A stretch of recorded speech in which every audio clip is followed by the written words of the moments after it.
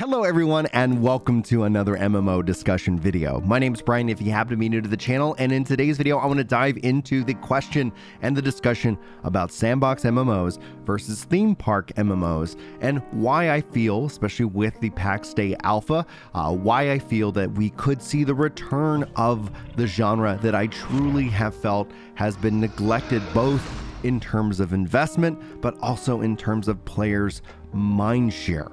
And so that's what we're going to explore in today's video. So if you guys are new to the channel, welcome in.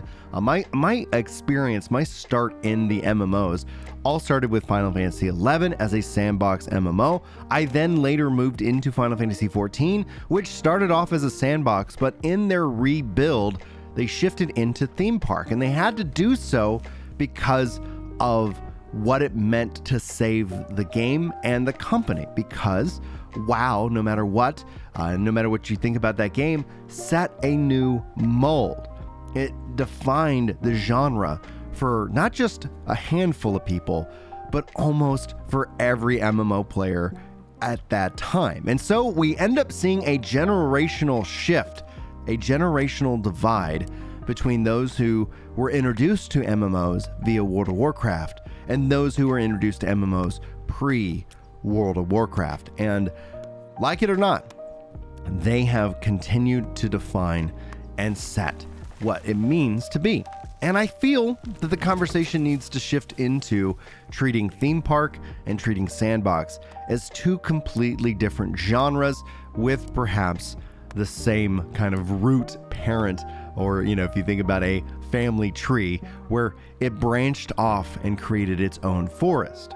But let's talk about volume. Let's talk about the strengths and weaknesses of these genres themselves and why I feel the sandbox has long been dormant. It is actually the root of all the MMO is dying conversation that you see on the internet and on Reddit. And when people talk about the genre in a loving way, even to WoW's credit, people look at WoW Classic with a different soul than they do with the current retail edition. I think there's reasons for that, and so that's what I want to explore in today's video. Now, a part of this video is also going to be acting as a first impressions to Pax Dei. Pax Dei is a sandbox MMORPG that we've been able to play and test out in the alpha build currently, with a focus in on kind of gathering and crafting with a little bit of combat here and there. And we do know they're going to be working on updated combat systems and so much more to be excited about, and I'm all in on this. I've been covering this game since it was first announced back last spring of 2023, depending on how or when you're watching this video. If it's super far in the future, hopefully you're having a great day out there in the future. But what I have been treated with, what I've been able to play and experience, you feel it immediately when you step into a game like Pax Dei. Now, if sandbox MMOs have never been a genre that you have tried to play, it's going to be jarring. There will be blood in the water. People will be frustrated, and they're going to complain about that level of frustration, and thus the cycle will continue. Because no matter what we want to believe, especially me as a diehard sandbox MMORPG guy, the theme park is just more popular in terms of player volume. But I argue the sandbox is far superior in what it offers the player. Freedom versus kind of that quick hit of dopamine. I describe it, if we're going to take it into the realm of food, as theme parks. They're your candy bar. They're your M&Ms. They're whatever is your kind of desired sweet. They're good. They're instantly understandable. You understand exactly what is being asked of you, and the game in and of itself takes you through a narrative-driven experience, or at least it kind of guides you through from zone to zone. Where in sandbox, they just kind of drop you off into the world and they say, figure it out. And I think that is what I enjoy most about it, is that figuring it out, that level of freedom that is immediately there, that is married to that level of stress that some players experience when they step into a sandbox MMO for the first time. It's like if we just dropped you off into another country where you didn't speak the language. And I think language is an important factor, because World of Warcraft, as I butcher pronouncing that name because why not have a stutter?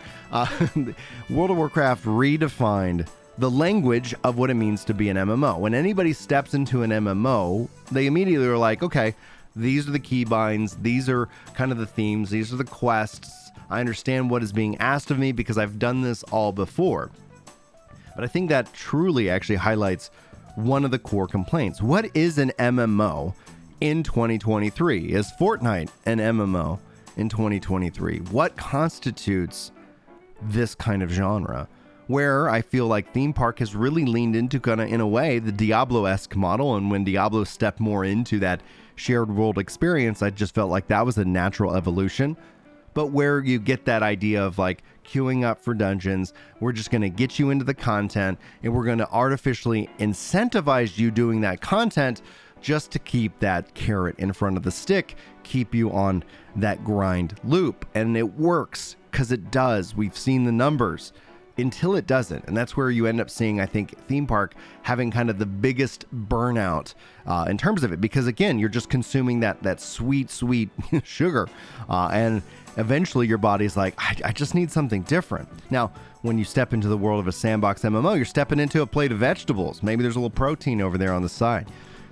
And it doesn't necessarily look that, appealing. If you do not have that level of drive to go and explore and find things out for yourself, it can be very intimidating, especially as time evolves. And so you need to have systems in place to be able to build a community that doesn't necessarily purely fall into altruism as the only way of essentially building out the game.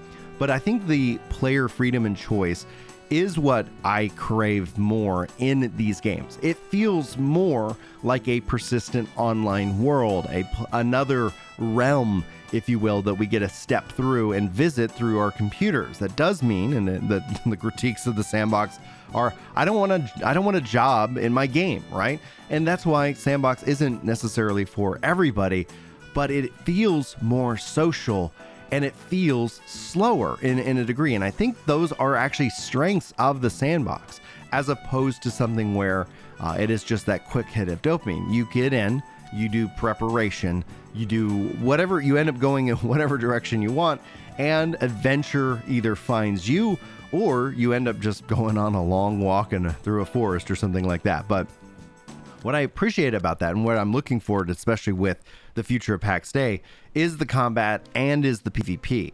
It's the player-driven narratives and stories and the player-driven goals and the player-driven economy, which incentivizes players to do things that they might not normally be incentivized to do, or where in the theme park, the devs incentivize players to do stuff that they might not normally do.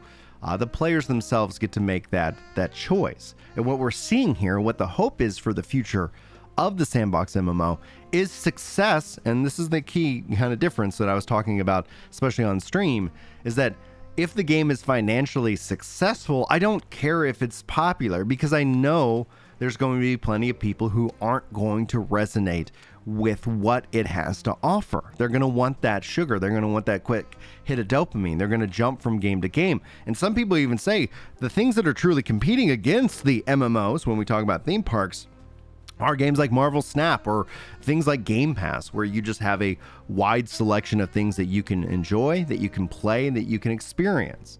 But I think that's where the sandbox can really start to shine, and shine with updated technology. A lot of people would always push back and saying, well, if you like sandboxes so much, why don't you go play like old school RuneScape? Why don't you go step into some of these older games? And those are fair pushbacks. Those are fair critique.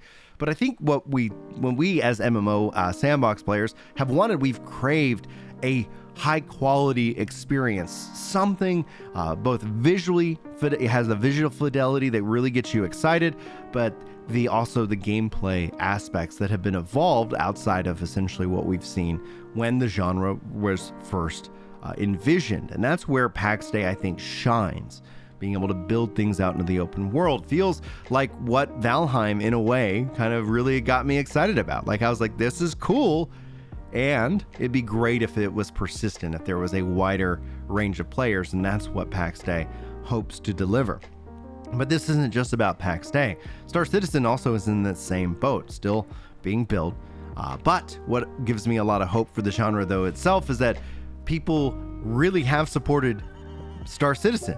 And I hope that that level of support can also end up flowing into something like Pax Dei. Whether they decide to, however their business model is what's going to be an interesting piece of the pie, right? Because we know the sandbox isn't as popular, but how can it be funded? And I think overall, it's going to be interesting to see if they decide to launch with the subscription model, because that it will end up being the most fair thing for the developers to have that constant and understandable and predictable income each and every month, versus something where it's like they have to kind of incentivize people to jump into the shop or for the glamour and things like that. And so I hope that we can start to see with Pax Dei as a critique against that of the theme park being predictable, the theme park being fully understood, it would probably be a better word, and that giving players, especially those of us who have longed for this, kind of an ultimatum: put up or shut up.